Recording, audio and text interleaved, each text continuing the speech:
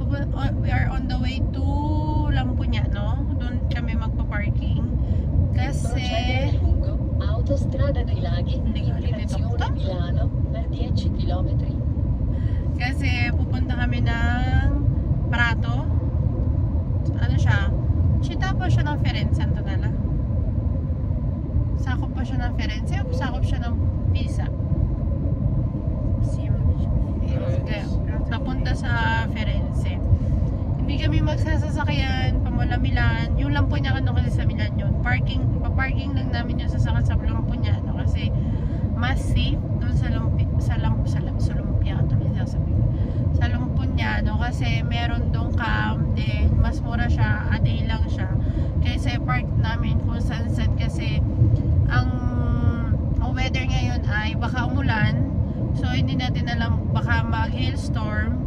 At least doon safe siya. Kasi from there magme-metro kami. Sasama ko naman kayo kaya malalaman nyo. Kompleto kami, si Amelie nasa likod. Hindi nyo lang siya makita. Kompleto kami, apat kami. So pupunta kami doon ngayon for foundation ng barangay namin sa Pilipinas. Sineselebrate din namin dito. So bakit sa Firenze? Kasi yung mga taga Milan, ang kalahati nun is Firenze, tapos ang Roma, ang kalahati din is Firenze. So, doon kami mag-meet para doon ganapin. Hindi kami magsasasakyan kasi mas mura sa bus. Nakabus kami with other mga taga-Laurel na specific, halos mga kamag-anakan ko din. At antok na antok pa si Amin. Kasi, tarde na ikaw natulog eh. Hindi ko na malaya. Pati si Amelie? Amelia a mezzanotte ero ancora sveglia. Hello. Sono dormito alle 2 e lei era ancora sveglia a mezzanotte. Manoon na. Ayun, si Amelie din daw hindi natulog ng maaga. So pinapunta ko sila sa mga kwarto, hindi rin sila matulog maaga. Okay, matulog sila ngayon sa bus.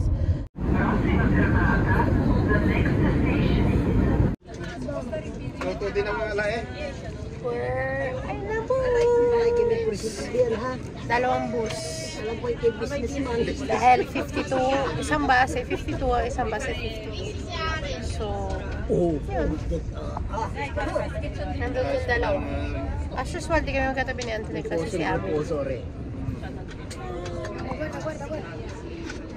Ano tama, malapit si Butchek. Wow! Ay! Kompleto mamaya ang inom. Magkakadasulaan tayo. After 4 hours na nakaupo sa bus, nakarating din kami sa Prato Firenze. Yung mga t-shirt, kung makapapansin nyo, may white for Rome, blue for Firenze, and red for Milan.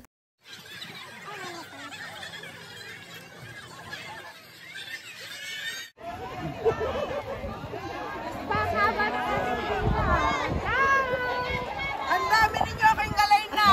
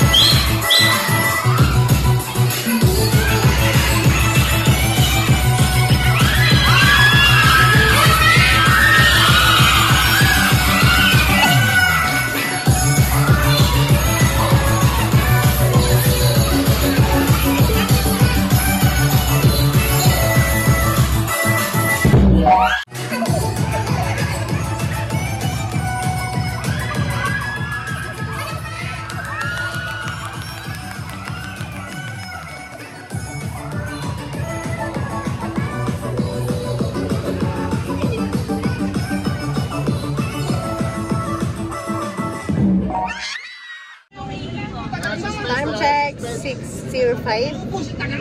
And we're leaving! Masaya naman siya. Super saya. And cheers! May dala kami beer. Sa loob ng bus. Hindi pa tapos ang inuman. So, nagdala kami ng isang case na beer. Salamat sa butas kaning chopper. Cheers! Happy Foundation Day!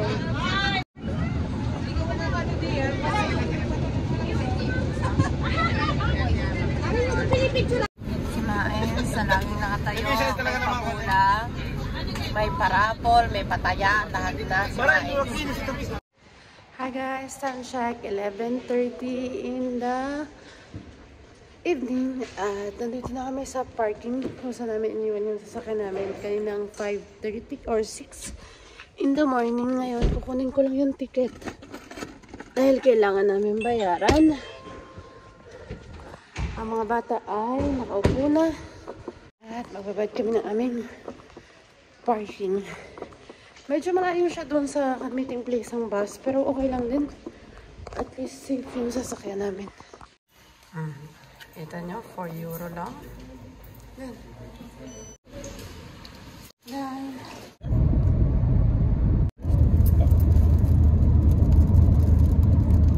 12:15 and we're home. Kararating lang talaga namin ngayon.